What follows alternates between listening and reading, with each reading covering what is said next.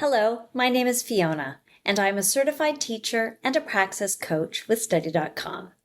Are you planning to take the Principles of Learning and Teaching grades 5 to 9? This is test 5623. This exam covers 4 content areas.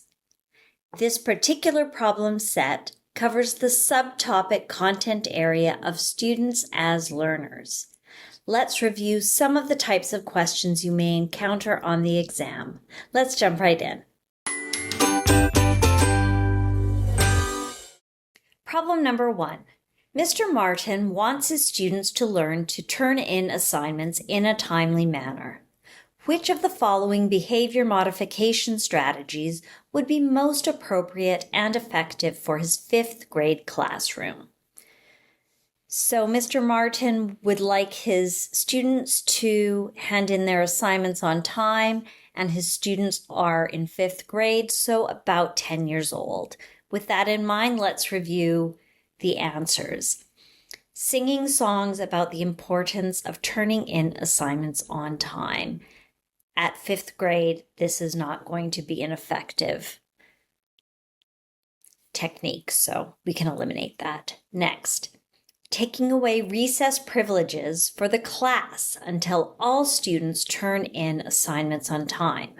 Several things wrong with this, but 2 major ones. Kids need recess.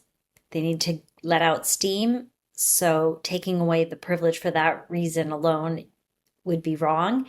And punishing all the students for the behavior of some of the students is also not fair. So we can eliminate that one. Giving extra credit points to students who turn in assignments on time. That sounds like a very good idea, but let's look at the last one. Providing opportunities for the students who exhibit the desired behavior to mentor those who do not. This is not fair for 10-year-olds, especially, to have to mentor their fellow students. There's going to be resentment on one side for sure. So we can eliminate that one. So the correct answer is giving extra credits, points to students who turn in assignments on time. Now let's look at why incentive programs are effective. They depend on the design. For example, incentive will work better if students require just a small push to complete the task, and if it is directly tied to something the students themselves are able to control, like handing their work in on time and not the grade they're going to receive. So they can control handing it in on time. They can't control the grade the teacher gives. So in this case, it works. So giving extra credit points to students who turn in assignments on time is definitely the correct answer. Problem number 2. Which of the following instructional practices is most likely to lead to increased student motivation? Allowing students to choose their own work area in the classroom. Deducting points for assignments which have been submitted after a due date. Offering stickers on assignments that have been completed in a timely manner. Or consistently practicing classroom procedures like lining up for lunch. Now, given that we are dealing with education for grades 5 to 9, 10-year-olds to 14 or 15-year-olds, we can eliminate 3 of these right away. Deducting points for assignments in general is demotivating, so we can cross that out. Offering stickers to this age group is not motivating, nor is consistently practicing lining up for lunch.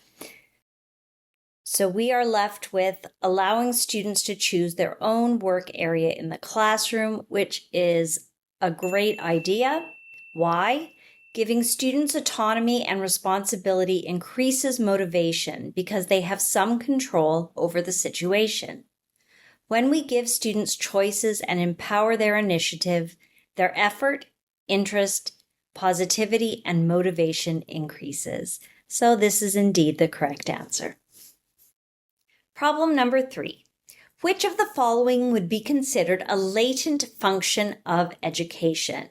What is a latent function of education? These are hidden, unstated functions that occasionally have unintended consequences. And the opposite of that is manifest functions.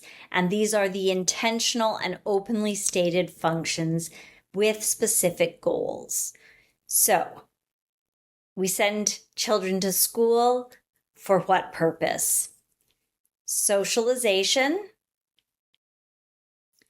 cultural transmission, learning the norms of the culture, and developing rational thinking. So those are not latent functions. As such, hidden curriculum is the latent function of education in this list. Problem number 4. Which of the following is a best practice for helping students to build self-esteem? Promote instant gratification by quickly giving students awards.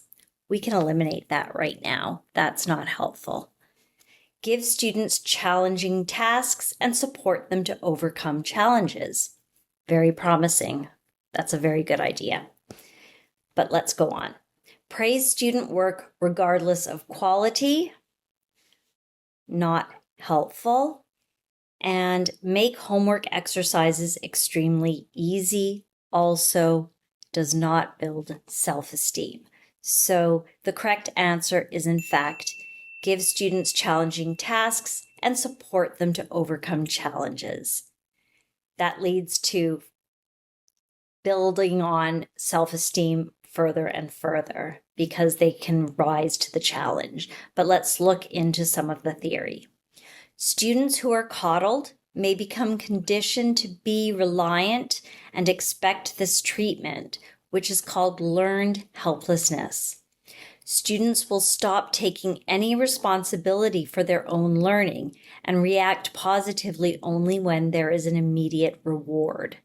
Inflated praise can also lead to lowered self-confidence. Alternatively, building a student's self-esteem through support during difficult tasks increases their ability and willingness to face challenging situations. So I stand by that is the correct answer. I hope I was able to clarify this subtopic of students as learners so that you now have a better understanding of the types of questions you can expect to find on the exam. Please remember to like and subscribe to this channel so that with Study.com's help, you will feel confident and prepared on exam day. Bye for now.